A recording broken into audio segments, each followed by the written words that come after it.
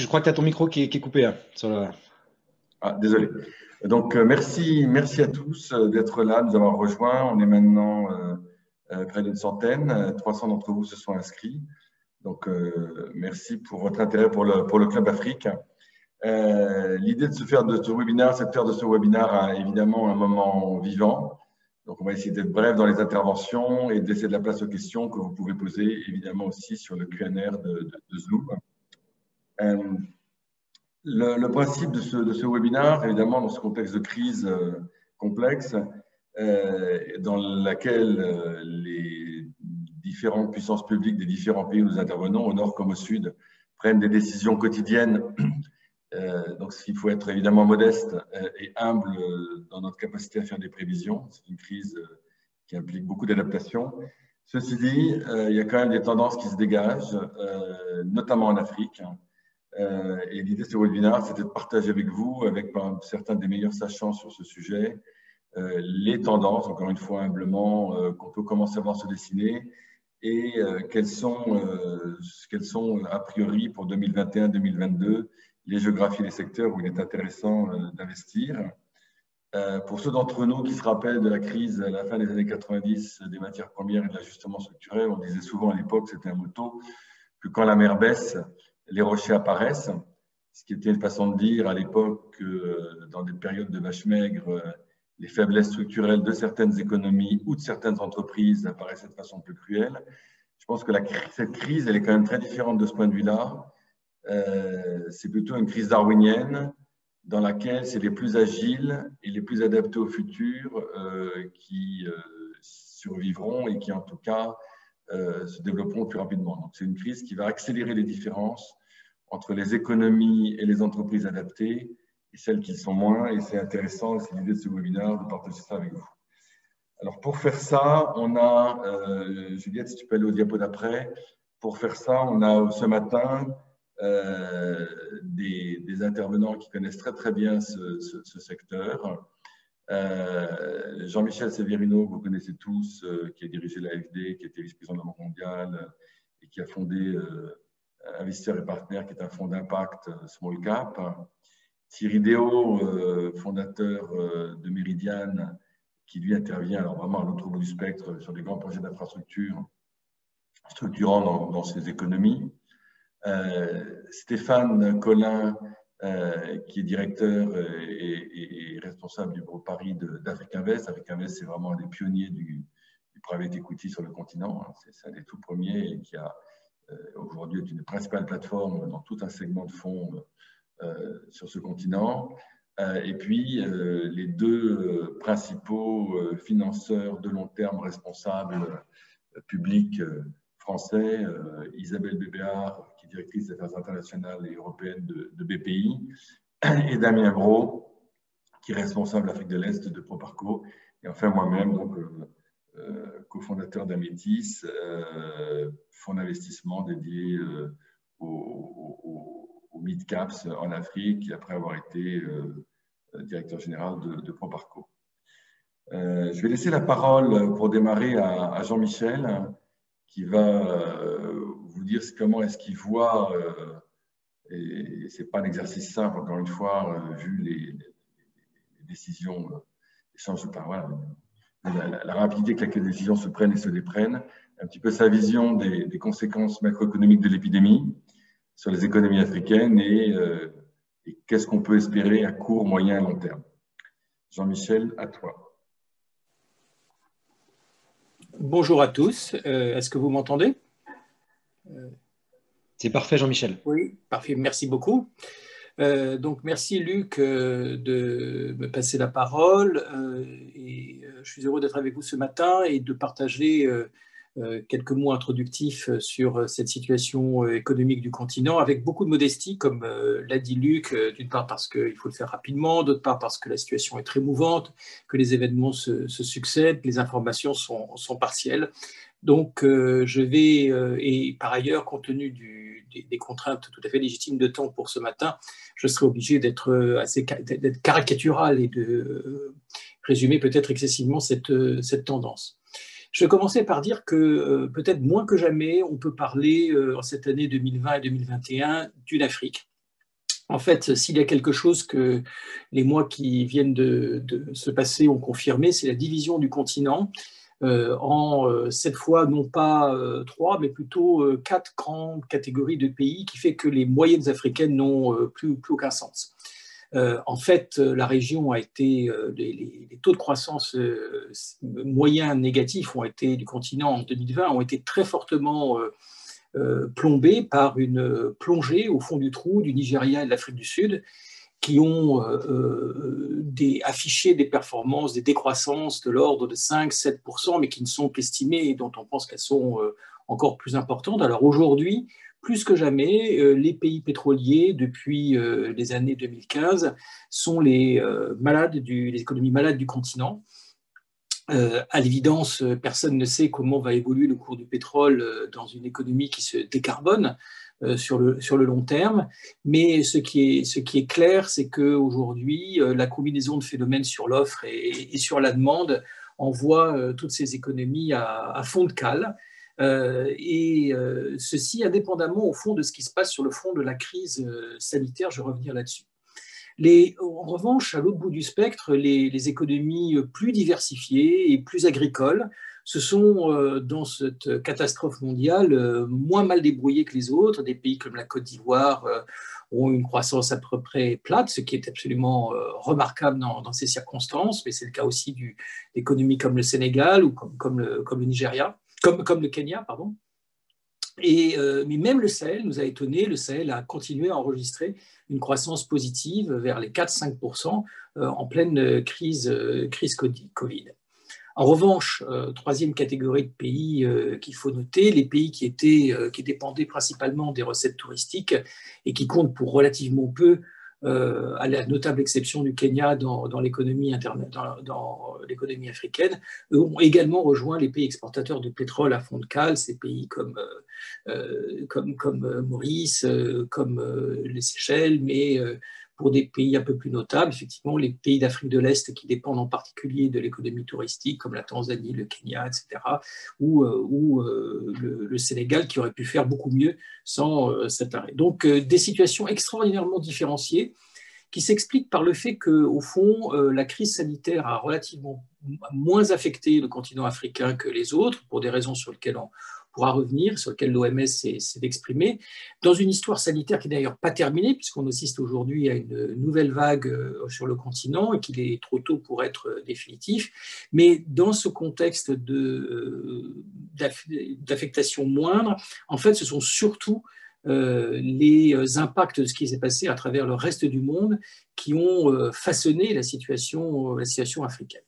Alors, malgré ces différences, il y a quand même un certain nombre de points communs. Le premier d'entre eux, c'est que partout, la croissance par habitant a été négative. Et il faut se rappeler que le continent africain connaît des croissances démographiques suivant les pays entre 1,5 et presque 3% pour certains pays du Sahel. Donc, il faut corriger pour avoir une appréciation du pouvoir d'achat des pays, des habitants de la croissance démographique, et la Banque mondiale estime qu'il y a une centaine de millions supplémentaires de personnes qui étaient tout juste au-dessus des seuils de pauvreté absolue, qui sont en train d'y retomber. Le continent a été aussi affecté de manière générale par la chute radicale des IDE. Les investissements directs étrangers sont quasiment à zéro, et les flux sortants de capitaux sur les quelques pays qui étaient présents sur les marchés ont été forts. Les retours de migrants ont également été négatifs. On pense que ces rapatriements de capitaux de migrants vers le continent africain ont baissé d'environ 10% cette année, ce qui est très important. C'était la première source d'alimentation du continent en devises. Et tout ceci a créé un choc monétaire significatif avec ces évolutions, ces impacts logiques sur les taux de change, les devises, l'inflation et, in fine, la dette où l'Afrique a connu en l'espace d'un an une augmentation de ce taux d'endettement moyen d'un bon 10%, aujourd'hui aux environs 70% du PIB, ce qui reste quand même le taux d'endettement moyen le plus bas du monde. Et cette relative cet endettement relativement faible en pourcentage du PIB, dans un contexte de taux relativement faible, représente une des contraintes d'ailleurs les plus importantes des plans de relance africains. Alors néanmoins, on voit dans cette fin d'année des signes plus positifs. Au total, la dynamique économique en 2021 s'annonce bien meilleure. Alors, toutes choses égales par ailleurs, parce que ces perspectives se situent dans un cadre de reprise modérée de l'économie internationale avec l'extension des vaccinations, la reprise, surtout sur le second semestre de 2021, d'une activité de déplacement plus normale. Mais dans ce contexte, le taux de croissance africain remonterait en moyenne autour des 3%, après avoir été à moins 3% cette année, donc un rebond quand même de 6 points, ce qui est considérable. Alors ça serait assis sur le fait que les économies agricoles et diversifiées remonteraient vers des 3-4%, ce qui veut dire que les taux de croissance par habitant deviendrait légèrement positif dans le continent, que les économies pétrolières ne se dégraderaient plus. On n'attend pas véritablement un rebond de ces grandes économies comme le Nigeria, l'Angola. Rappelons qu'on parle là des plus grosses économies en taille, des plus gros PIB du continent, de l'ordre de 700-800 milliards de dollars à eux deux. Et on observerait une reprise des flux touristiques progressive, un retour des capitaux, etc. Donc un scénario modérément optimiste qui est principalement, et qui se passe avec une condition fondamentale que tout le monde a forcément bien en tête, qui est qu'on ne connaisse pas de nouveaux développements sanitaires et économiques africains, en particulier avec une chose qu'il faut avoir en tête, qui est le variant sud-africain, qui pose un problème particulier au continent, du fait de sa létalité et de sa capacité de diffusion, et qui est potentiellement très fortement présent sur le continent du fait des échanges entre l'Afrique du Sud et le reste des autres pays. Voilà. Alors il y a une petite note de bas de page que j'aime bien donner, c'est que finalement la zone franc, et en particulier la zone franc Afrique de l'Ouest, a évolué beaucoup moins défavorablement que le reste de l'Afrique. La zone UMOA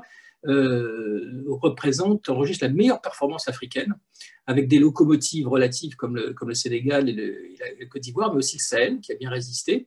Et je pense que c'est un pied de nez intéressant pour quand on pense au débat sur l'ex-CFA, sur l'éco. En fait, ça fait maintenant une bonne quinzaine d'années en fait que cette zone franc enregistre d'excellentes performances, similaires ou proches de celles de l'Afrique orientale.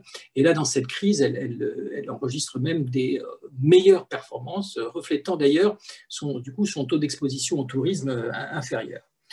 Alors, juste je crois que ceci doit aussi nous faire toucher du doigt qu'au-delà de la résistance du continent africain à la crise conjoncturelle, le continent reste, les fondamentaux du continent qui nous conduisaient à des analyses positives de moyen et long terme sur son sort, sur la convergence, sur les dynamiques de croissance, etc. Ces avantages restent là. Et ils sont même, au contraire, encore augmentés dans cette économie post-Covid qui va être très marquée par la persistance de phénomènes technologiques et économiques comme la robotisation et l'économie et le travail, les économies et les échanges à distance. Ces grands phénomènes technologiques autour de l'économie de l'information, de la communication et de la robotisation favorisent beaucoup le continent africain qui était peu engagé sur des stratégies de croissance par l'export, et dans un monde où les marchés domestiques régionaux, continentaux, sont fondamentaux, où l'économie de services à distance a tendance à se développer, le continent africain a des atouts formidables. Alors je conclurai en disant que, alors peut-être un mot plus particulier de positivité et d'optimisme dans toutes les difficultés que nous traversons tous et que le continent traverse également, on l'a vu, et qui tient à notre perception chez IEP de ce qui se passe sur le continent. Ce que nous avons vu cette année, ce que nous voyons en ce début 2021, c'est une incroyable dynamique entrepreneuriale qui demeure, Alors, bien entendu, les portefeuilles de PME et de start-up ont été affectés par la crise. Les problèmes de liquidité, les problèmes de marché ont été là. Et sans surprise, les entreprises qui étaient les plus affectées étaient celles qui étaient orientées vers les marchés internationaux ou le tourisme, ou celles qui étaient en train de lever des fonds au milieu de la mise en place d'un projet, ou encore bien sûr celles dont les dirigeants ou le personnel a pu être atteints particulièrement par la Covid. Mais ça n'a pas empêché une dynamique de projet très très forte de se manifester. Nous avons vu dans nos activités beaucoup d'entrepreneurs se tournant vers nous. Nous n'avons pas arrêté d'investir, alors certes avec des inflexions dans les objets d'investissement, dans les nouvelles tendances qui se résonne avec ce que j'ai dit tout à l'heure sur les réorientations et les avantages comparatifs du secteur. Et nous avons vu des entreprises, donc pour nous c'est toujours des startups et des petites entreprises, connaître des évolutions impressionnantes. Signe des temps, nous avons une entreprise à Madagascar qui s'appelle Heron, qui fournit des prestations de services informatiques export. Et en l'espace des 9 derniers mois, elle a doublé son chiffre d'affaires sur des marchés internationaux. Si je prends une entreprise en Côte d'Ivoire comme les éditions Vallès, qui est une entreprise qui fait de l'édition, de la librairie scolaire, de la papeterie, des cahiers, des fournitures, etc., elle a également doublé son chiffre d'affaires l'année dernière dans un contexte où elle a su changer complètement sa stratégie de communication avec sa clientèle. Et puis, je pense à une autre boîte pour diversifier les secteurs, qui est dans le domaine agricole. C'est une entreprise ghanéenne qui s'appelle Eden Tree, et cette entreprise vend des fruits et des légumes dans les chaînes de distribution modernes à partir de productions locales qu'elle encadre et qu'elle anime. C'est une entreprise qui, en l'espace là aussi des 9 derniers mois de l'année, a accru de 50% son chiffre d'affaires en surfant sur la vague de transformation des modes de consommation ghanéens dans un contexte économique qui était à nouveau troublé. Donc on le voit, il y a beaucoup de parcours remarquables, beaucoup de raisons d'espérer, et moi je peux témoigner, et je le dis aussi à nos collègues qui travaillent et qui investissent dans des entreprises de plus grande taille qu'IEP, que la nouvelle génération entrepreneuriale et leur future clientèle, elle est en train de se préparer en Afrique, et elle présente des traits tout aussi impressionnants et dynamiques que la précédente, même si elle différera dans sa nature et ses orientations. Merci. Merci infiniment Jean-Michel. Peut-être avant de passer la parole, c'est une petite introduction de ma part pour compléter ce que vient de dire Jean-Michel. Juliette, si tu peux mettre les 3 diapos qu'on a préparés sur 3 thèmes qui sont importants. C'est le premier, l'impact quand même sanitaire. Je pense que dans les gens qui nous rejoignent, je ne sais pas quelle est la proportion spécialisée de l'Afrique, ceux qui ne le sont pas. Il faut quand même rappeler que la spécificité du continent aujourd'hui sur le plan sanitaire, c'est que de tous les continents de la planète, c'est de très très loin celui qui est le moins touché. Là aussi, il y a les mêmes 3 ou 4 Afriques qu'a décrit Jean-Michel, même sur le plan sanitaire. Elle ne se recoupe pas totalement d'ailleurs avec les 4 Afriques économiques. Et pour donner quelques ordres de grandeur sur le paramètre qui, à mon avis, est le plus significatif, c'est-à-dire le nombre de morts par million d'habitants. Vous le savez, aujourd'hui, malheureusement, un pays comme la Belgique est à 1800 morts par million d'habitants, l'Italie à 1400, la France à 1100 à peu près. Le recordman d'Afrique, c'est la Tunisie à 500, donc la moitié de la France. Le Maroc l'Afrique du Sud est à 500 aussi. La Tunisie et l'Afrique du Sud sont autour de 500-600. Le Maroc, qui est également un pays parmi les plus touchés, est à 224, c'est-à-dire 4 fois moins que la France. Et la plupart des autres pays sont à des kilomètres. La Côte d'Ivoire et le Nigeria sont à 6 ou 8. Donc, ils sont près de 200 fois moins touchés en nombre de morts par 1000 habitants qu'un pays comme la France. Le Kenya, le Sénégal sont à 35-36, c'est-à-dire qu'ils sont 30 fois moins plus touchés par le Covid que les pays du Nord. Donc ça, c'est quand même un point important parce que le débat lancinant mondial entre le tout sanitaire ou le tout économique et toute la gamme des décisions publiques qui peuvent être prises entre ces 2 extrêmes, il est particulièrement vif en Afrique.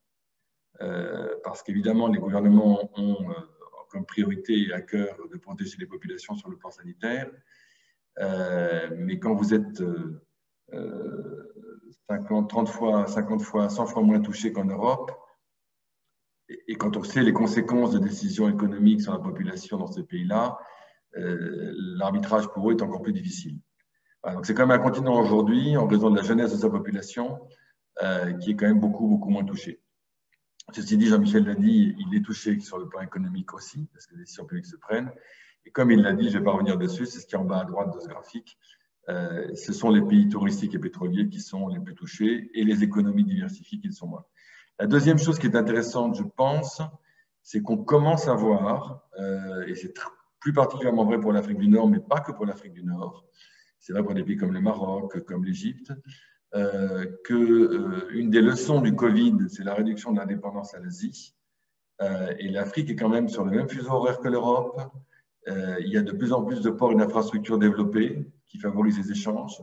Tanger est un exemple typique, par exemple, mais c'est vrai pour l'Afrique du Sud aussi, c'est vrai pour certains ports d'Afrique de l'Ouest. Il y a la proximité culturelle. Et moi, j'ai la conviction profonde que parmi les conséquences à long terme de cette crise, le renforcement des liens euro-africains dont on parle depuis des décennies va se produire. Si tu peux aller, et notamment au bénéfice de l'Afrique du Nord, en tout cas à plus court terme.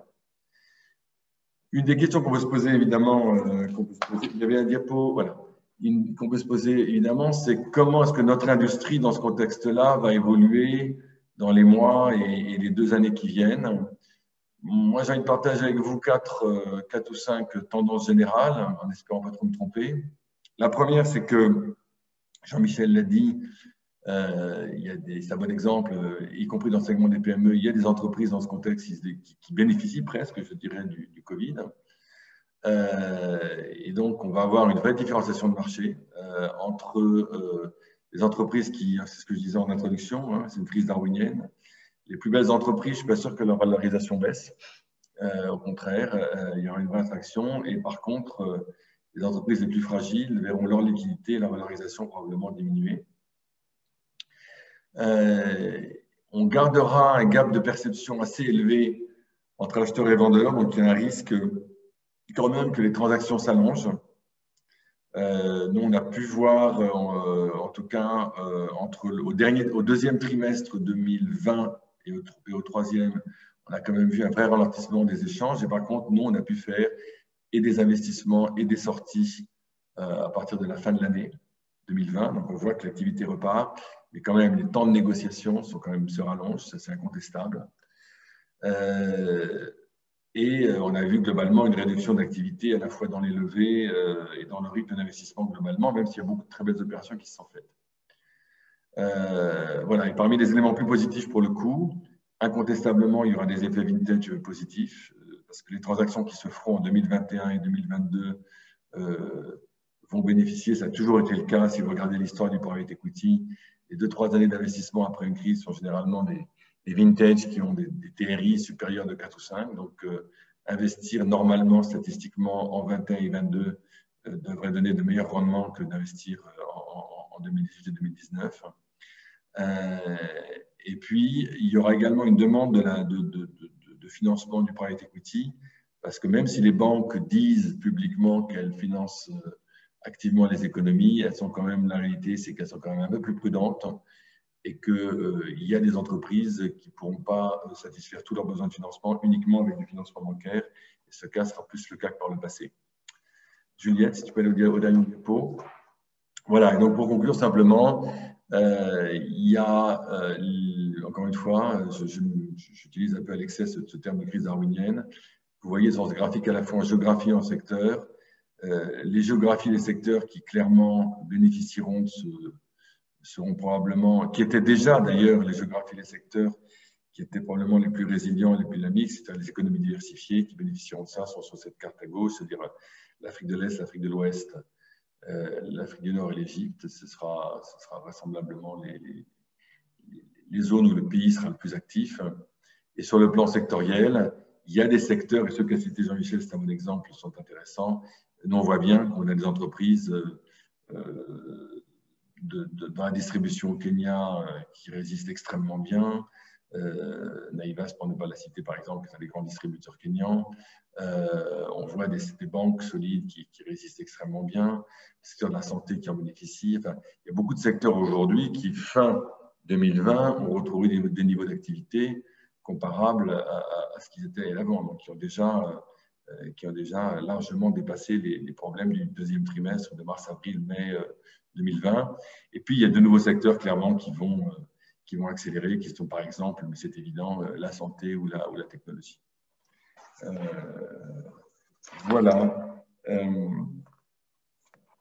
Et donc, je cède la parole à Isabelle, qui, elle, va intervenir sous l'angle PPI, où elle a la chance et le privilège, si j'ose dire, à la fois d'être confrontée à cette problématique avec sa casquette internationale sur le continent, mais également aussi à cette problématique. La BPI était le plus gros intervenant en France de gestion de cette crise pour la France, et ça va être très intéressant au post-OLE de voir les similitudes ou les différences entre le continent et la France. Isabelle, à toi. Merci Luc. Je ne sais pas si vous me voyez, parce que moi je ne me vois pas. Mais... Si, on te voit. On te voit. Très bien. Bonjour à tous et merci Luc de me donner la parole. Sur donc donc Luc et Jean-Michel l'ont rappelé tout à l'heure. En Afrique, la crise pour l'instant, est moins importante sanitairement que ce qu'on peut voir dans le reste du monde et en particulier en Europe. Donc d'abord parce que ça a impliqué, donc là, cette crise sanitaire moins importante a impliqué moins de restrictions sur la population et l'économie, et donc les gouvernements ont pu donner plus facilement de la respiration à leur économie locale dès le printemps dernier. Donc, on peut parler des opportunités qui avaient déjà dues à l'Afrique, liées à l'Afrique, qui avaient déjà été identifiées, qui restent les mêmes. Je pense bien sûr à la taille de la population, 1,7 milliard en 2030, à l'urbanisation qui continue à se développer en Afrique, avec l'augmentation de la taille de la classe moyenne et donc de la consommation africaine. On peut citer encore la forte pénétration et la pénétration rapide de la technologie qui permet à l'Afrique de faire des bonds dans un certain nombre de domaines. Je pense à la banque, au retail, à l'agriculture par exemple. La forte demande en éducation des populations, à la fois une demande en termes de quantité, mais aussi en termes d'amélioration dans la qualité, qui sont autant donc, de secteurs prometteurs. Et puis enfin, l'amélioration de la gouvernance, à la fois des États africains eux-mêmes, mais aussi des économies, de l'environnement des économies africaines, et puis bien sûr la création de la zone de libre-échange ZLECA. Donc toutes ces opportunités, elles restent là, malgré la crise du Covid. On voit aussi que d'autres opportunités naissent ou se renforcent dans cette crise Covid. On peut citer le secteur du digital, bien sûr. On a vu dans tous les pays du monde, je crois que c'est le secteur qui est le plus résilient. Les sociétés du digital ont montré leur capacité à s'adapter, leur capacité à développer des business models qui font qu'elles ont même été là pour apporter des solutions pendant la pandémie. Par ailleurs, encore une fois, les gouvernements africains ont été très encouragés à réformer, à accélérer les réformes sur le digital. Je pense à l'Égypte, au Rwanda, au Ghana, au Nigeria. Et pour donner un exemple, par exemple, le Nigeria, pendant la pandémie, le gouvernement nigérian a financé 3,6 millions de pauvres en utilisant des plateformes digitales. Donc, on voit bien que c'est un secteur qui déjà était en forte croissance en Afrique et qui, en plus, a pu accélérer la croissance grâce à certaines opportunités liées à cette crise du Covid. Après, bien sûr, il y a deux autres secteurs qui me viennent à l'esprit, qui seront tout à l'heure mieux expliqués par Damien, mais il y a bien sûr le secteur de la santé, et Luc en a parlé tout à l'heure, avec les acteurs publics et privés qui ont bien pris conscience qu'ils ont touché du doigt l'urgence du besoin d'investissement dans ce secteur. Et puis l'agribusiness, avec tous les pays du monde qui se disent qu'il faut être autonome d'un point de vue alimentaire et qui va certainement accélérer justement la transformation de l'Afrique et dans l'augmentation de sa capacité non seulement à produire des matières premières, mais aussi à transformer elle-même au bénéfice de sa population et de ses économies. Donc là-dessus, il y a pas mal je pense, d'opportunités à saisir. Donc nous, chez BPI France, Luc l'a dit tout à l'heure, on a été extrêmement mobilisés en France. On continue à l'être, bien sûr, mais on compte bien continuer aussi à se mobiliser sur l'Afrique, à investir sur l'Afrique et à investir en Afrique. On a lancé à la fin de l'année dernière avec Proparco notre 4e fonds de fonds Averroès Africa. Donc rapidement, donc nous, ce qu'on souhaite faire avec ce véhicule d'investissement, c'est investir dans des fonds donc africains, donc qui vont financer start-up, PME, ETI africaines, dans des géographies, plutôt dans des fonds donc régionaux, panafricains. Des fonds plutôt multisectoriels avec sans doute la possibilité d'avoir un focus sur le secteur de la santé, des services financiers et de l'agribusiness. On va principalement investir dans des fonds de capital investissement transmission, mais on va aussi investir dans quelques fonds de capital risque late stage, donc ils vont investir dans des startups qui ont déjà du chiffre d'affaires et qui sont en passe de devenir rentables. Et puis enfin, on va miser sur des équipes expérimentées, bien établies, qui ont montré leur capacité à créer de la valeur dans les sociétés qu'elles accompagnaient, tout en bien sûr générant un rendement en ligne avec le marché. Et enfin, un investissement responsable, donc des équipes qui ont un cadre ESG, une équipe ESG dédiée et bien sûr un cadre pour les problématiques de conformité. Donc, je vous le disais, nous, on continue. De toute façon, on avait, dès la création de BPI France, on avait mis en place un plan Afrique. Notre objectif, c'est vraiment d'inciter et d'accompagner les entreprises françaises à travailler avec l'Afrique, soit pour exporter, soit pour s'y développer. Donc, on continue à le faire. On vient de lancer notre accélérateur Afrique. Donc là, c'est 25 PME françaises qu'on va accompagner pendant 18 mois dans leur développement en Afrique.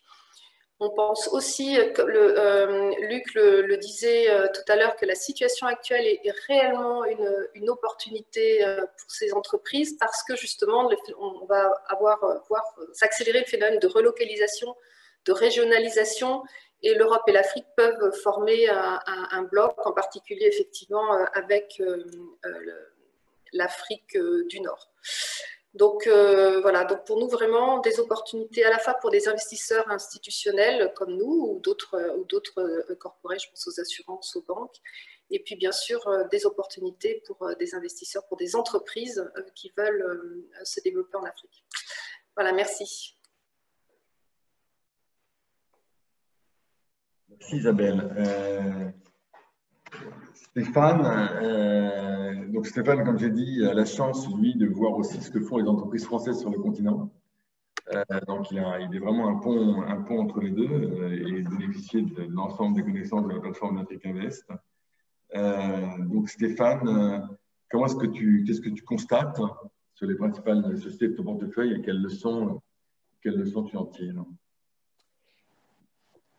Merci Luc et merci d'avoir organisé ce webinaire.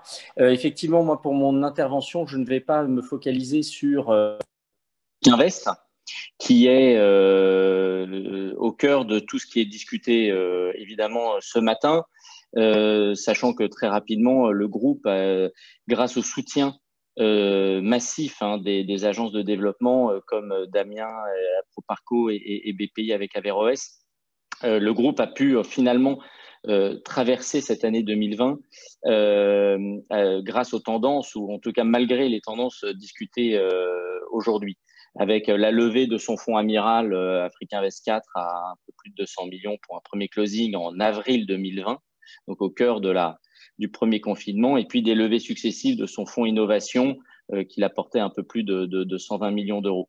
Donc, ça, c'est le private equity africain classique, traditionnel du groupe Afrique Invest. Et finalement, vos interventions couvrent parfaitement déjà ce que nous avons vécu.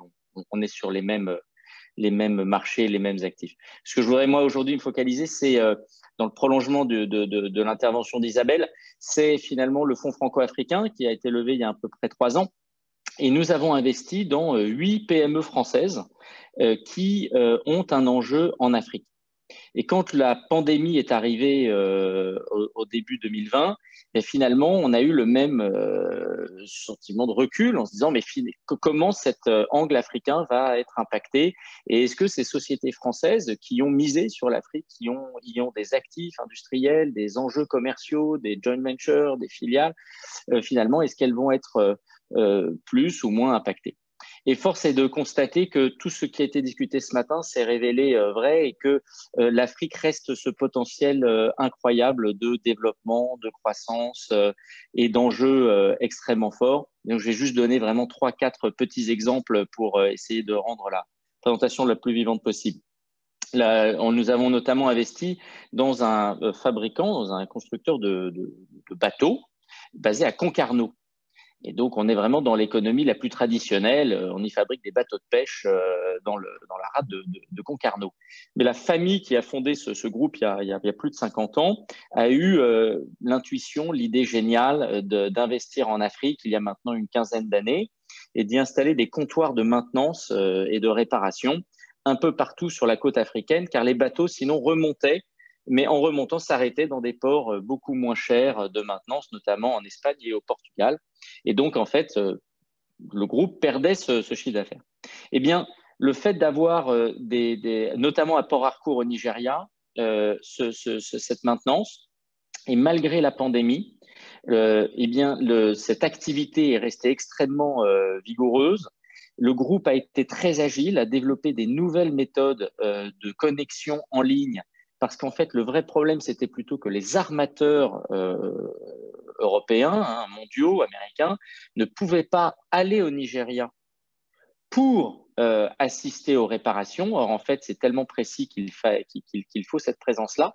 Eh bien, le groupe a développé des offres online et de connexion où les techniciens à Port Harcourt sont directement connectés un peu partout dans le monde en vidéo avec des casques, des micros, des vidéos, même des lectures de documents qui s'affichaient en réalité augmentée.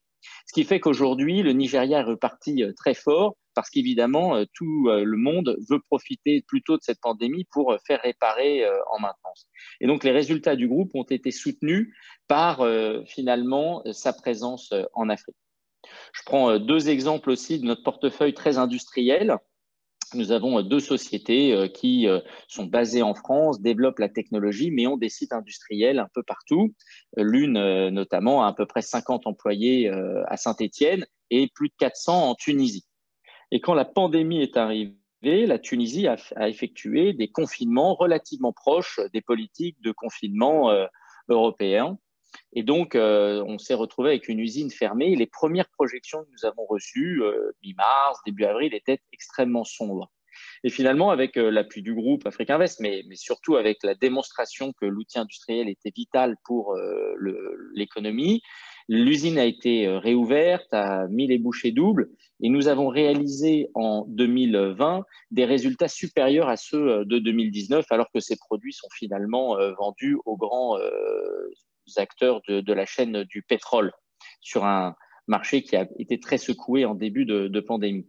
Et nos clients, qui sont des clients mondiaux à Singapour ou aux États-Unis, ont dit finalement, vous êtes le site industriel qui a le mieux tourné pendant l'année 2020 et finalement d'avoir un actif en Tunisie aussi bien géré, aussi bien investi, aussi bien soutenu a permis de servir les clients sans aucune rupture de chaîne et de stock sur l'année. C'est la même chose pour notre groupe Clients qui a 17 sites partout dans le monde, notamment une douzaine en Europe de l'Est. Et en fait, ces sites en Europe de l'Est ont été extrêmement impactés par la pandémie, avec beaucoup de confinements, beaucoup de fermetures. Les 2 sites qui ont le mieux résisté en opération et en résultats sur l'année 2020 sont le site en Tunisie et au Maroc, qui représentent 10% du chiffre d'affaires du groupe, mais 22% de l'EBITDA, et qui sont ceux qui ont le mieux résisté à la pandémie. Donc ça, c'est pour les sociétés qui ont vraiment des actifs de notre portefeuille en Afrique. Je prends sur un autre spectre, nous avons investi dans une école de cours de codage, et donc dans l'éducation, dans la formation de web développement, data science, donc des cours assez avancés. Et cette école a une 35 campus un peu partout dans le monde, et finalement n'a pas de campus en Afrique. Et quand elle a ouvert son capital, qu'elle fait le tour de l'ensemble des fonds de private equity de la place de Paris, on s'est associé avec cette équipe de management parce qu'on a dit c'est pas possible que ce savoir-faire de cours de codage extrêmement bien tenu sur des durées relativement courtes, on appelle ça des bootcamps, qui arrivent à se développer partout dans le monde, ne soit pas déployé sur le continent africain, alors que les besoins sont immenses et l'envie de la jeunesse d'accéder à ce savoir. Et donc, pendant la pandémie, le groupe a signé un accord avec un grand groupe d'écoles privées africains pour déployer cette offre à des conditions évidemment et tarifaires et de suivi tailor-made pour le continent. Et aujourd'hui, l'Afrique va représenter l'une des zones de plus forte croissance de ce groupe d'éducation. C'est bon pour l'économie française, que ce soit un cours de codage, sachant que ce marché est absolument mondial. Donc, c'est bon pour l'économie française que ce soit une école française qui se développe en Afrique. Et on pense que c'est bon pour l'Afrique d'avoir ces contenus extrêmement riches qui soient mis à leur disposition dans des conditions tarifaires et des conditions de déploiement de grande qualité. Je terminerai avec deux exemples dans le domaine de la santé, qui évidemment a été beaucoup discuté aujourd'hui. Aussi bien, nous avons investi dans la distribution de médicaments et dans la fabrication de médicaments. Et cette pandémie a montré que certains acteurs mondiaux, notamment ces grands laboratoires, maltraitaient parfois le continent et certains laboratoires ont arrêté la distribution d'un certain nombre de leurs médicaments sur le continent pour se redéployer sur certaines zones. Eh bien, en possédant finalement une participation dans un distributeur spécialisé sur l'Afrique et un fabricant de médicaments qui a des formes galéniques extrêmement favorables au continent, notamment le stick-pack, qui permet d'éviter le contact avec l'eau, qui est un problème dans les médicaments en Afrique. Eh bien, nous avons mis ensemble ces deux groupes pour qu'ils se substituent à ces laboratoires qui arrêtaient leur distribution de façon assez brutale sur le continent. Voilà des petits exemples qui montrent que les sociétés françaises qui misent sur l'Afrique, non seulement souvent, malheureusement, maximisent les risques et voient des risques qui leur semblent parfaitement impossibles à gérer et en minimisent l'impact positif. Et nous sommes là avec l'aide de BPI France, avec l'aide de Proparco, qui sont deux de nos anchor investors des fonds franco-africains. Et nous sommes là pour leur dire qu'il faut inverser cet état d'esprit. Les risques sont inférieurs à ce que nous pensons si on sait les gérer avec des acteurs du capital investissement africain et les profits en sont démultipliés. Merci infiniment Stéphane pour ces très beaux exemples. Damien, donc, toi tu as la chance d'être dans l'équipe de direction du principal intervenant sur le private equity sur le continent, Proparco. Donc, tu as une vision très globale à la fois de l'activité en ce moment et des résultats des différents fonds. Tu es investisseur je crois, l'intégralité des intervenants de ce matin, d'ailleurs. Donc, peux-tu nous dire, toi, de ton point de vue, justement, dans cette crise darwinienne, quels sont les secteurs que tu vois émerger comme étant des secteurs d'investissement plus agressifs, à la fois des bailleurs de fonds, mais également des privés, et ta vision de l'évolution de l'industrie dans les mois qui viennent? Merci Luc. Bonjour à tous. Ravi de vous avoir pour ce webinaire. Oui, donc effectivement, ce que je voulais partager avec vous ce matin à la lumière de ce qu'on a vu là sur l'année 2020, c'est plus particulièrement un secteur, celui de la santé, de par pas mal d'expositions qu'on a en direct des investissements qu'on a fait en Afrique.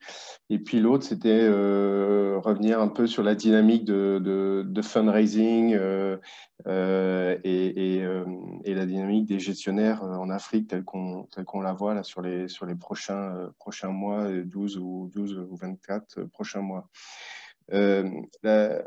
D'abord sur le secteur de la santé, juste pour vous rappeler, on est investisseur dans un certain nombre de cliniques ou réseaux de cliniques en Afrique, Afrique du Nord, Afrique de l'Est, Afrique australe. C'est une activité qui a effectivement comme beaucoup de secteurs dont on a parlé, souffert au moment du lockdown. Toutefois, il y a quelques éléments importants qu'on voit ressortir après ces 2-3 mois de lockdown qu'il y a eu entre mars et juin. Le premier, c'est que je pense que ça a aidé les acteurs privés et publics à beaucoup plus discuter. Là où dans nos géographies, les acteurs privés et publics se parlent assez peu. Et je pense que ça a amené pas mal de discussions et d'amélioration, de pistes d'amélioration de relations entre ces différents acteurs. En faisant en sorte que le secteur privé puisse proposer ses services au secteur public qui était, comme vous pouvez l'imaginer, assez vite désemparé, même si effectivement la pandémie n'a pas eu la même ampleur que ce qu'on a pu voir dans les géographies européennes ou américaines. Les capacités de réanimation ou d'accueil de soins sont quand même très très limitées. Et donc, à ce titre-là, les acteurs privés que les banques de développement soutiennent, comme Proparco, BPI et d'autres, sera amené à se renforcer. Et finalement, sur les derniers mois qu'on voit, c'est des acteurs qui repartent bien. Notamment après ces lockdowns, il y a la réouverture des hôpitaux ou des cliniques satellitaires, un retour des patients dans les hôpitaux avec des opérations qui avaient été déprogrammées, et donc une forme de résilience assez forte de ces activités et de ces business models sur ces derniers mois. Pas trop de crise de liquidité finalement, parce que comme c'est des actifs assez résilients, les banques locales ont pas mal soutenu ces business par des lignes de crédit, ou s'il y avait des investissements qui étaient déjà dans le pipe, qui sont adossés à des actifs assez durs sur lesquels on peut avoir des collatéraux. Donc les banques locales, de ce qu'on a vu, ont relativement bien joué leur rôle de soutien à ces acteurs-là. Après, maintenant que, pour certains, la crise étant un petit peu plus derrière eux, hopefully, mais ce qu'on voit avec ces acteurs-là et ce qu'ils nous ont fait part des lessons learned, c'est que pour eux, ça va nécessiter des capacités d'adaptation assez rapides, à savoir pour certains qui avaient des petits établissements assez périphériques, prendre des décisions assez drastiques de les fermer pour se reconcentrer sur des plus gros établissements. La capacité aussi à réallouer de manière agile des équipements de soins, de diagnostic entre différents établissements pour vraiment répondre à la demande des patients là où elle est à l'instant présent. Et puis aussi une capacité toujours à investir dans de nouvelles activités, et ce pour essayer de constituer des groupes hospitaliers ou pharmaceutiques d'ailleurs plus diversifiés. À savoir que développer non seulement, pour des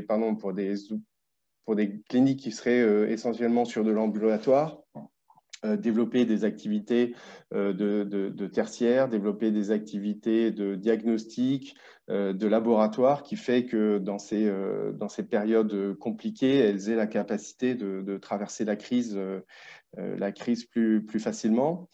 Et puis l'autre tendance qu'on espère voir émerger, c'est aussi la capacité de voir des PPP santé en Afrique qui était quand même assez embryonnaire sur ce marché-là. Peut-être que sur des plus gros pays type Égypte, Maroc, Kenya, on aura l'opportunité de soutenir des PPP conscients, voilà, la prise de conscience du secteur public qu'il aura besoin aussi d'opérateurs privés compétents, locaux pour absorber ce type de crise. Ça, c'était le premier point que je voulais partager avec vous sur ce qu'on avait vu sur le secteur de la santé là, ces 12 derniers mois. L'autre point est beaucoup plus large, c'est sur les activités de fundraising, d'investissement, puisque Proparco aussi finance beaucoup de gestionnaires en Afrique. Je crois qu'on avait déjà parlé un petit peu lors du dernier webinaire, c'est une tendance à la consolidation et au renforcement plus généralement du marché du private equity en Afrique, des gestionnaires sur ce continent-là. Plusieurs éléments. Le premier, c'est que sur le périmètre des gestionnaires qui sont déjà en opération, on observe quand même un phénomène de consolidation, à savoir que ceux qui n'ont pas forcément délivré sur les 5-10 dernières années n'auront peut-être pas vocation à lever plus d'argent, donc du coup vont se rapprocher de gestionnaires existants. Le deuxième, c'est que ceux qui ont bien performé vont concentrer des montants plus importants, ce qui va permettre, ce qu'on voit, nous, faire quand même émerger une classe de gestionnaires encore plus sophistiqués, encore plus exigeants, encore plus transparents vis-à-vis de leur LPs. Le deuxième phénomène, c'est que même s'il y a ce phénomène de concentration, on voit aussi par ailleurs, ça va pas non plus obérer les capacités d'émergence de nouveaux gestionnaires, fort des lessons learned de ce qui s'est passé sur ces dernières années.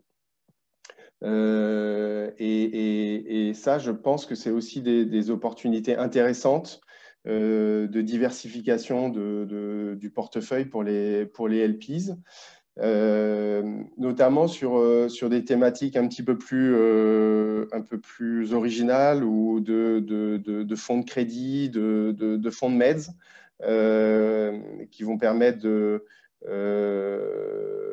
résoudre, enfin, en partie autant qu'on peut, mais peut-être les sujets de valorisation ou ce que disait Luc, c'est pas forcément évident de bridge the gap entre les attentes de valorisation des gestionnaires et des promoteurs. Donc, les instruments de mezzanine peuvent avoir le mérite de résoudre ce problème, d'assurer aussi des liquidités plus rapides pour les investisseurs.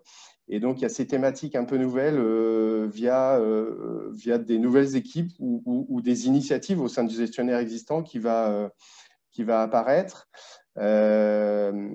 Et globalement, nous, de ce qu'on voit aussi avec les autres banques de développement, les autres DFI, c'est qu'il y a toujours un soutien fort pour cette activité du private equity.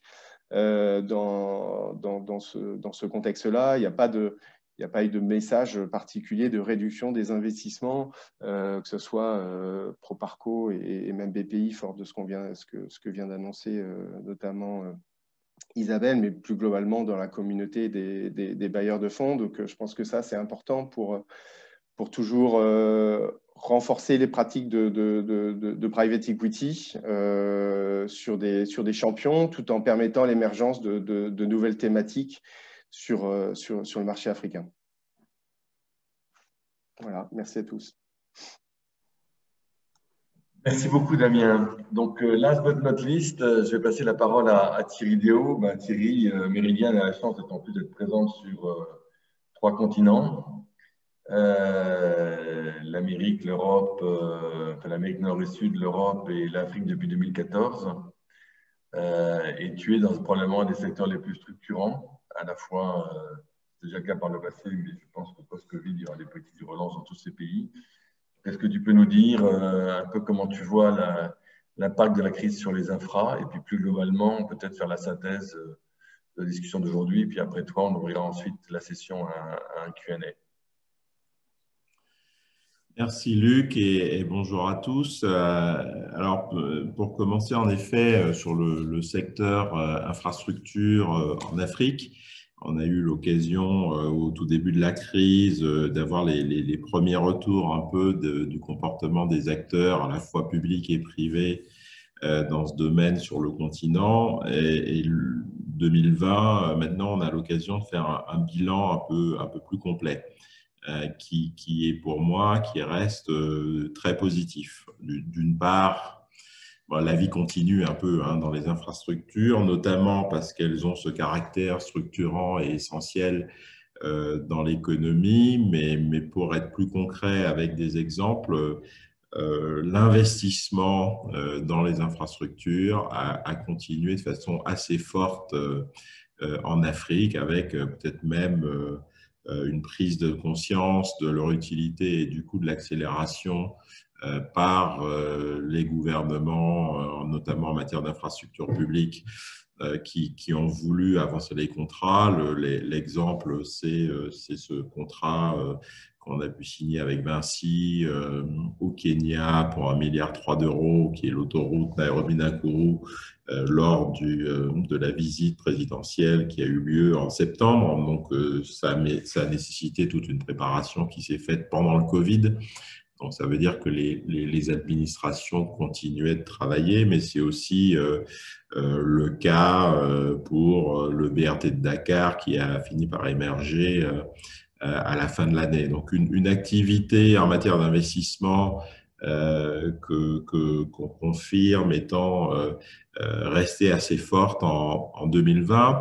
Mais quand on regarde aussi le comportement des portefeuilles, en tout cas, je peux parler pour nos portefeuilles, une résilience assez forte. Alors, c'est vrai, c'est une caractéristique assez commune à la classe d'actifs infrastructures à travers le monde, mais en Afrique, c'est peut-être la région où ça a été le moins affecté, que ce soit dans l'énergie où finalement on aurait pu craindre des augmentations des retards de paiement, mais ce n'est pas le cas.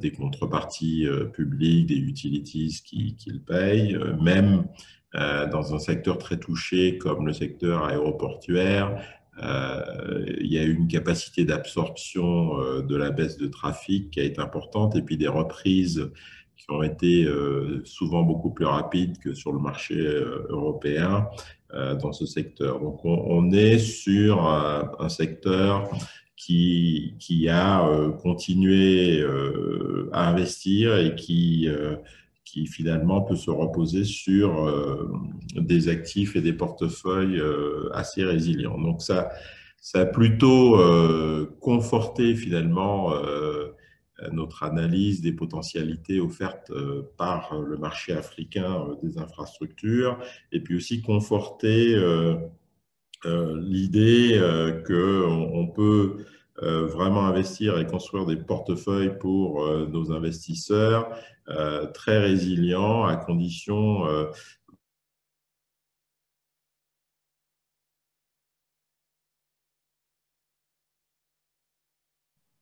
on a perdu Thierry.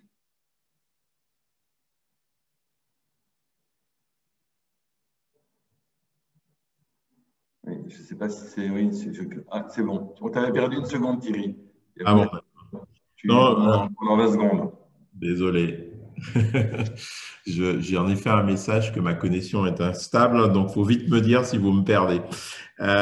Et donc, je disais que notre analyse des potentialités est plutôt confortée, notamment si on continue à bâtir des portefeuilles pour nos investisseurs qui sont vraiment orientés sur les infrastructures structurantes et essentielles, que les business models finalement restent assez résilients. Il faut aussi toujours se rappeler qu'en Afrique, ce type de secteur est financé de façon beaucoup plus conservatrice que ça ne l'est le cas en Europe ou ailleurs, c'est-à-dire avec moins de leviers, donc avec une capacité de résilience aux crises assez forte, avec des critères ESG forts, et puis peut-être un sujet d'articulation avec l'écosystème économique local, notamment des PME, qui renforce cette résilience.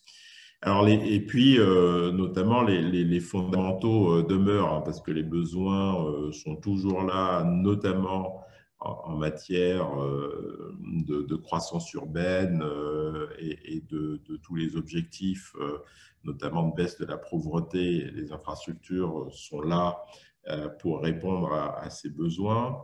En termes de financement, c'est toujours un financement qui est essentiellement public, donc il y a une véritable opportunité pour les gérants et les investisseurs qui veulent avoir accès à ces portefeuilles qui sont à la fois robustes et intéressants. Donc, en ce qui nous concerne, on va plutôt remettre le couvert, comme on dit, sur le sujet, puisque en fait, l'année 2020 nous a même permis d'investir totalement le fonds de 550 millions qu'on avait levé pour l'Afrique. Donc, on pourra à la fois continuer et renouveler cet engagement sur l'Afrique.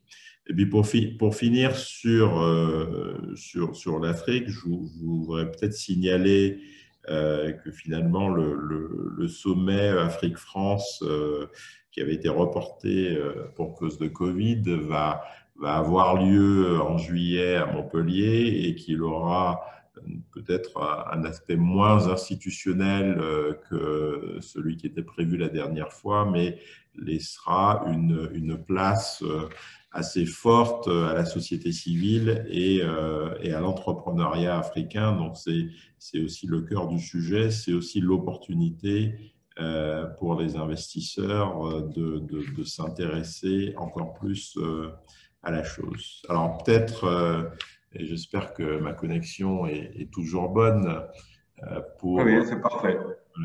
Voilà. Pour conclure cette petite heure,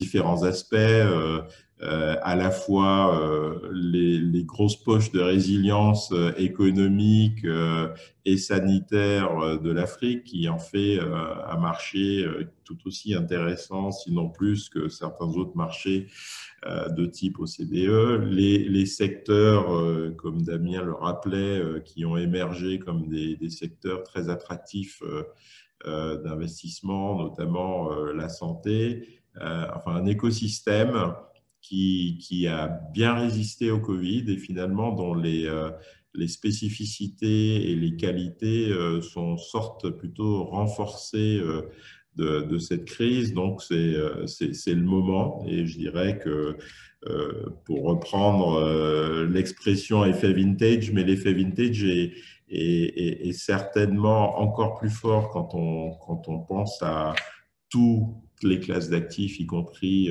les infrastructures. C'est le moment d'y aller encore plus en force, parce que c'est le moment où il y a peut-être un peu plus sans un enthousiasme débridé, des approches plus raisonnables et des approches qui sont vraiment basées sur ces éléments de résilience. Voilà, et je crois que maintenant, Luc, je peux te repasser la parole pour... Écoute, merci beaucoup Thierry.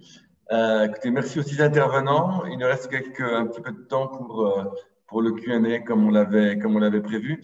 On a reçu 5 questions déjà par écrit. Je vais peut-être les prendre dans l'ordre inverse et les distribuer.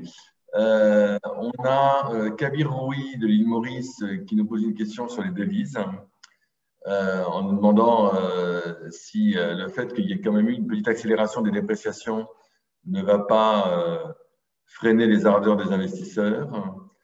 Ça, je veux bien éventuellement en prendre un petit bout de celle-là. On a Monder Kanfir qui nous pose deux questions. Une sur le blended finance, et ça, je pense que c'est vraiment pour Jean-Michel et Thierry, qui sont ceux qui utilisent peut-être le plus ce genre de... et qui nous dit comment tirer profit de tendance du blended finance et allier les acteurs de l'industrie du private equity avec les banques et agences de développement. Monder Kanfir qui nous dit aussi l'ingénierie financière des projets bancables n'est toujours pas bien maîtrisée en Afrique. Que compte faire la BPI pour accompagner et assister les entrepreneurs dans l'acquisition de cette compétence?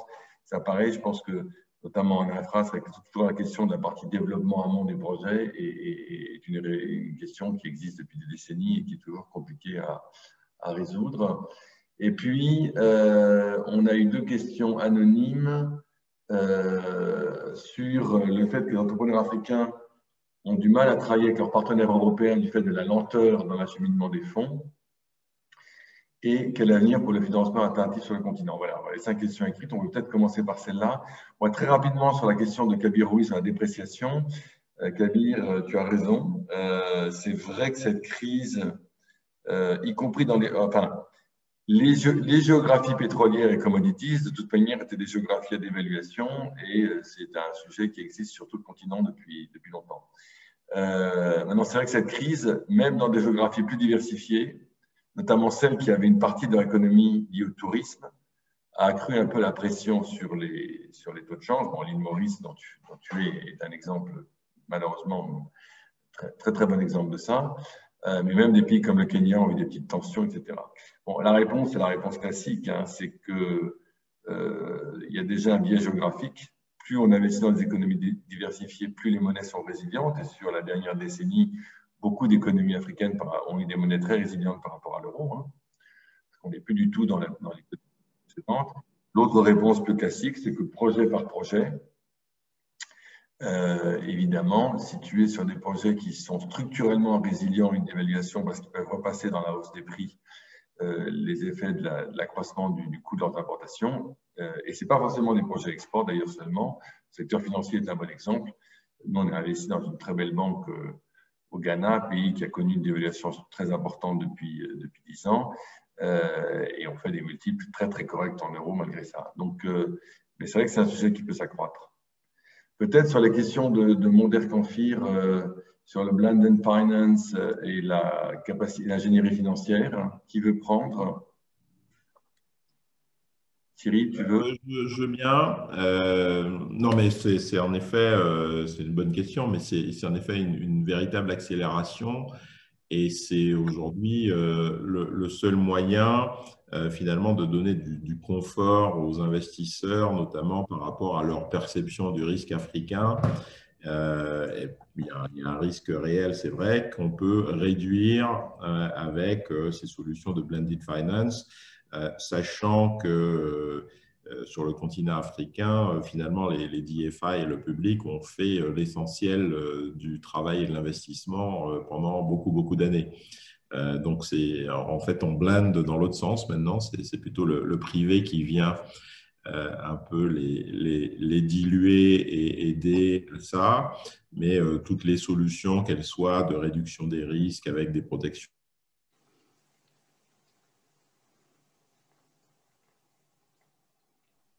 Ah, on t'a reperdu, Thierry. Je ne sais pas si tu m'entends.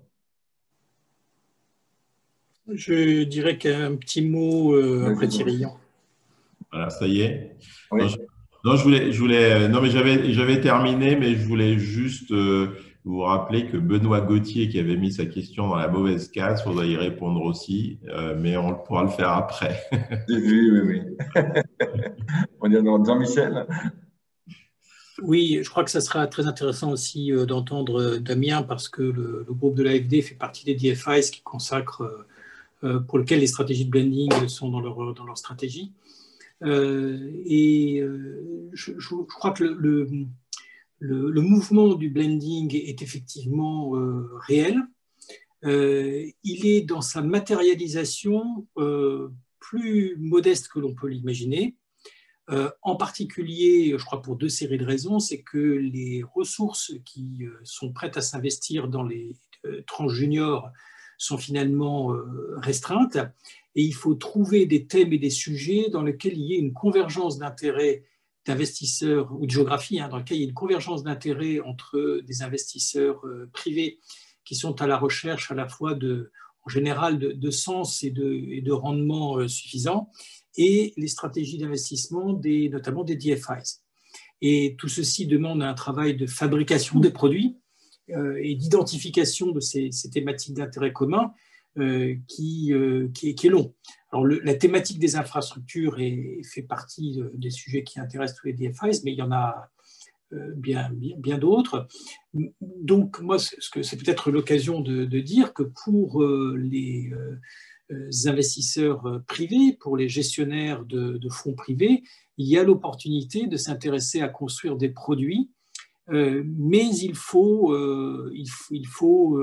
travailler pour créer des lignes attractives pour tout le monde. Et c'est un petit peu, ça s'inscrit dans la ligne de ce que Damien évoquait, des futures générations d'acteurs qui pouvaient arriver sur ce marché avec des produits originaux.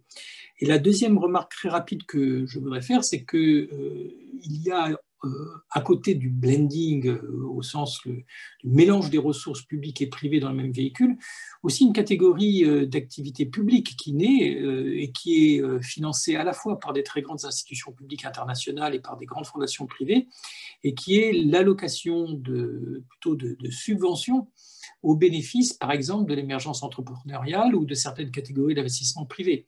Des grandes institutions comme la BEI, comme l'Union européenne, USAID, des grandes fondations comme Mastercard, Hewlett Packard, etc., sont rentrées dans ces marchés. Et là aussi, il y a l'occasion de faire travailler notamment des gestionnaires d'investissement avec ces acteurs, alors dans des véhicules qui doivent avoir clairement des activités de finalité d'intérêt général, mais qui vont reposer sur des savoir-faire, des métiers d'investisseurs et qui vont s'opérer dans le secteur privé.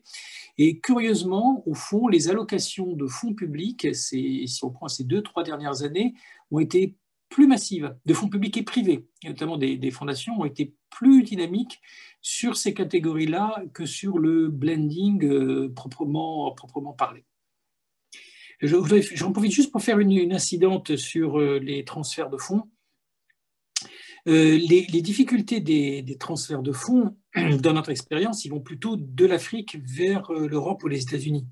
Alors, d'une manière générale, les transferts de capitaux sont devenus durs entre tous les continents du fait des exigences de justification des transferts liés à la lutte contre le blanchiment et l'antiterrorisme notamment, mais se sont ajoutés ces toutes dernières années les problèmes de disponibilité de devises dans un certain nombre de pays. Le cas le plus spectaculaire a été celui du Nigeria, mais on a connu des grosses difficultés sur la zone Afrique centrale de la zone franc.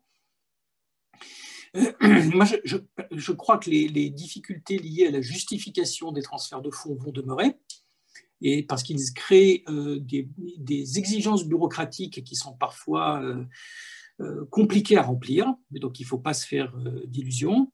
En revanche, les problèmes liés à la disponibilité des devises, eux, ils sont liés à la conjoncture, et ils ont vocation à disparaître dans des meilleures situations. Et par exemple, sur la zone BEAC, la situation s'est quand même améliorée depuis 1 an et demi, malgré la crise de la Covid. La zone Afrique centrale est dans une meilleure posture de change qu'elle ne l'était il y a 18 mois auparavant, et du coup, on transfère plus facilement. Mais la question du change reste d'une manière générale un sujet important, et ça fait partie des sujets de discussion, de dialogue qu'on pourrait avoir, qu'on doit avoir en continu du côté secteur privé, du côté investisseur, avec les banques centrales notamment, ou les ministères des Finances, pour essayer de trouver des améliorations sur des problèmes qui sont réels. Jean-Michel, je peux juste peut-être dire 2 mots sur le blending côté AFD Proparco. Effectivement, c'est ce que tu disais, Jean-Michel, c'est qu'il y a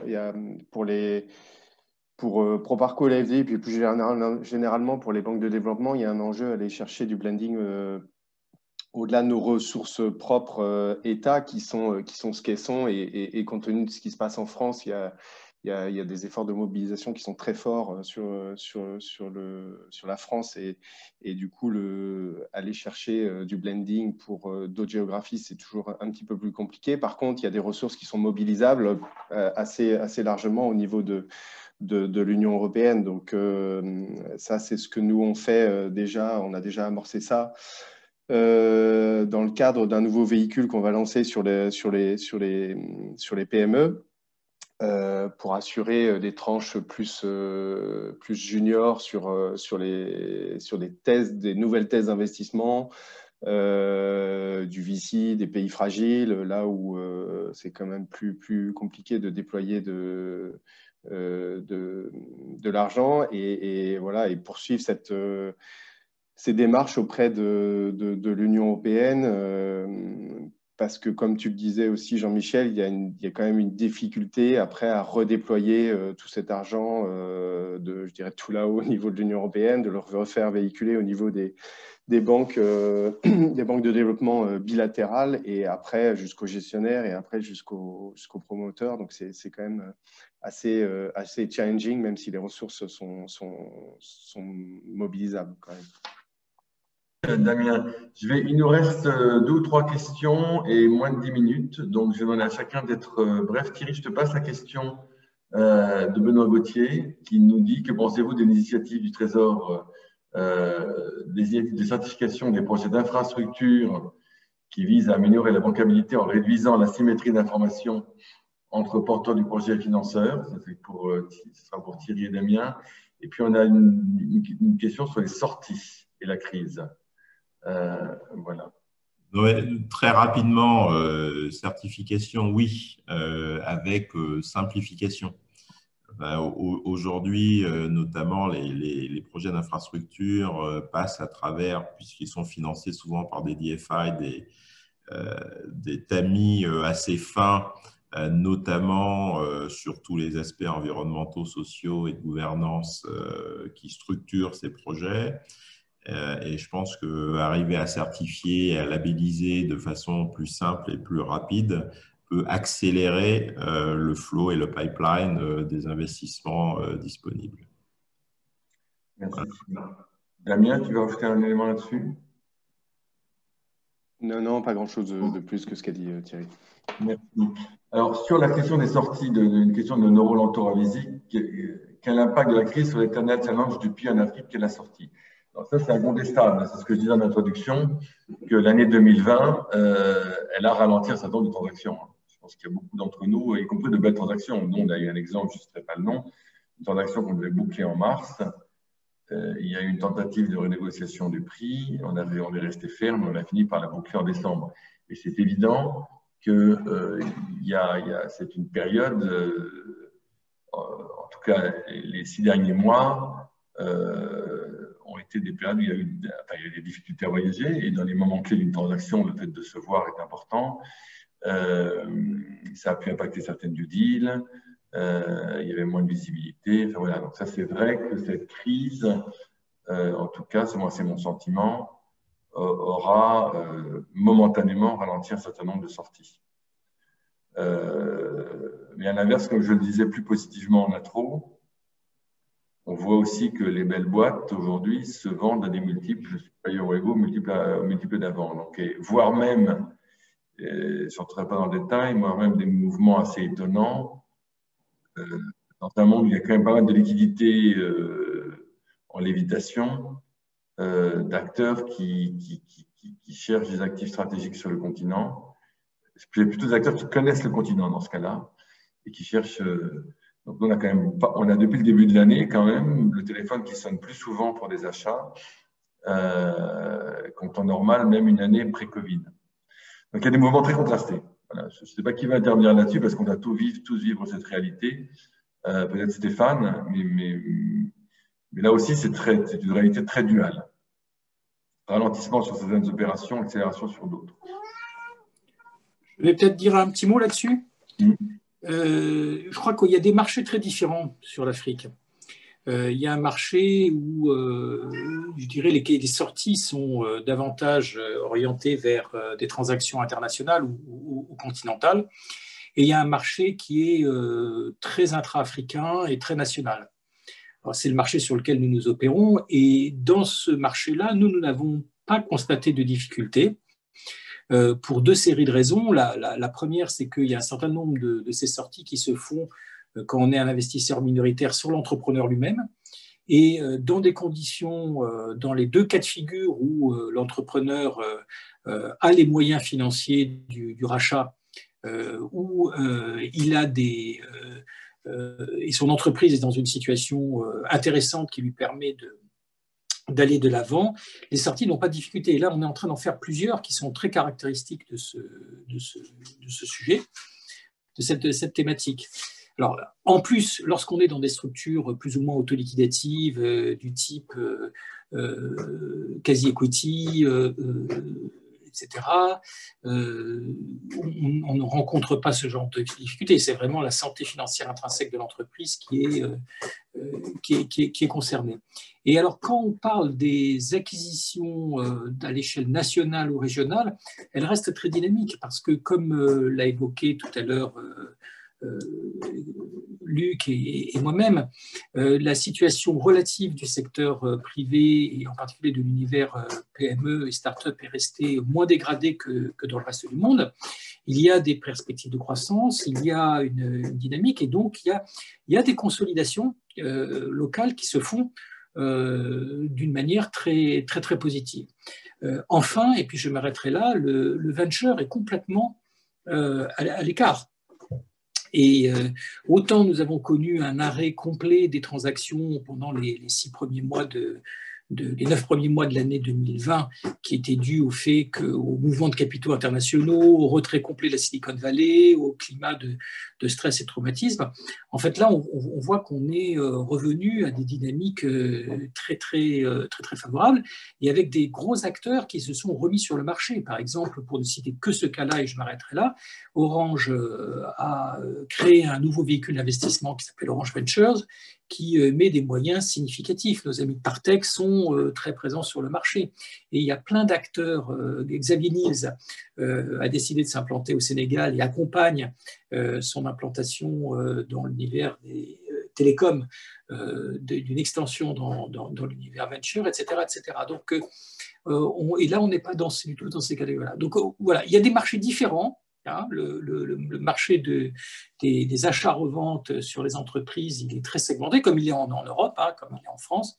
Et tout ce qui est aujourd'hui dans la dynamique nationale et sous-régionale demeure, je trouve, plutôt positif et plutôt même renforcé par des nécessités de consolidation. Merci Jean-Michel. Le temps court, on va devoir s'orienter vers la fin. Je ne suis pas sûr qu'on puisse répondre à toutes les questions. Question de Mander Kéfir, Luc, si tu veux bien, sur justement ce que pouvait faire BPI France. Je vais juste y répondre rapidement. Si la question concerne les entreprises françaises qui veulent se développer en Afrique, bon, j'en ai un tout petit peu parlé tout à l'heure. Il y a effectivement, pour en tout cas 25 d'entre elles, il y a la mise en place de cet accélérateur hein, qui aura de toute façon des promotions. Il y aura une promotion tous les ans. Il y a notre site BPI France Université sur lequel on trouve à la fois des petites, c'est bpifrance-université.fr, ce sont des petits MOOC, des petites vidéos de 6 minutes sur lesquelles on trouve à la fois des vidéos sur l'Afrique mais aussi des vidéos sur l'ingénierie financière. Et puis, il y a bien sûr nos 50 représentations, nos 50 bureaux en région où les chargés d'affaires sont là pour accueillir les chefs d'entreprise et justement les aider dans leur ingénierie financière. S'il s'agit des entreprises africaines, là, on a un peu moins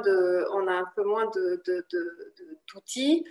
Il y a toujours pour les francophones ce site BPI France Université qui, je pense, à 95% concerne aussi bien les chefs d'entreprise africains que les chefs d'entreprise français. Voilà, puis de manière directe. Après, de manière indirecte, nous, ce qu'on essaie de faire, on a une activité d'assistance technique, de conseil. Il y a des gouvernements qui veulent mettre en place des outils, des petites banques de développement public pour leur pays. Ça, je pense que ça peut aussi contribuer justement à aider dans l'ingénierie financière des entreprises africaines. Mais malheureusement, on n'a pas grand-chose d'autre à proposer. Voilà. Merci Isabelle. On va devoir s'orienter vers la fin de ce webinaire. D'abord, merci infiniment. Et n'hésitez pas, pour ceux qui n'ont pas répondu aux questions, on a eu quelques questions sur qui contacter, comment contacter, qui sont les leaders. N'hésitez pas à revenir vers nous après le webinaire, et notamment auprès du Club Afrique, et on vous enverra des éléments de réponse. Moi, je vais remercier très, très chaleureusement, évidemment, les 6 intervenants, mais aussi et surtout les 150 participants qui se sont connectés à un moment donné. C'est une période compliquée, et pour ceux d'entre nous qui participent souvent à des webinaires, 150 participants, vous nous avez fait un grand honneur. Donc, j'espère qu'on n'a pas trop déçu vos attentes et que ça a pu tous vous intéresser. Merci infiniment à tous. Et puis à bientôt sur les routes d'Afrique, parce que contrairement à ce que tout le monde dit, on peut encore voyager. C'est un tout petit peu plus compliqué, mais tous les gens qui sont dans ce panel y arrivent. Donc Excuse-moi, est-ce que je peux ajouter quelque chose? Vas-y, je t'en prie. Je vais revenir sur ce qu'a dit Thierry tout à l'heure, justement sur l'information concernant le financement des entreprises de la France vers l'Afrique, de l'Afrique et puis des entreprises africaines. Il y a quand même cette année en France beaucoup d'événements. Thierry a parlé du sommet Afrique-France du mois de juillet à Montpellier. Il y a aussi un sommet, une conférence du financement de la croissance africaine fin mai à Paris. Donc je pense que ça peut intéresser beaucoup de chefs d'entreprise, beaucoup de fonds d'investissement qui s'intéressent à l'Afrique. Et puis bien sûr, voilà, on vous tiendra au courant dans le cadre du Club Afrique, mais vous aurez aussi certainement l'information par ailleurs. Donc je ne peux que vous encourager à participer. Voilà, excuse-moi Luc, j'ai terminé. Au contraire, merci pour cette annonce. Et ben donc rendez-vous au moins à ces 2 événements et j'espère avant pour tous. Un grand merci, bonne journée à tous et bon week-end.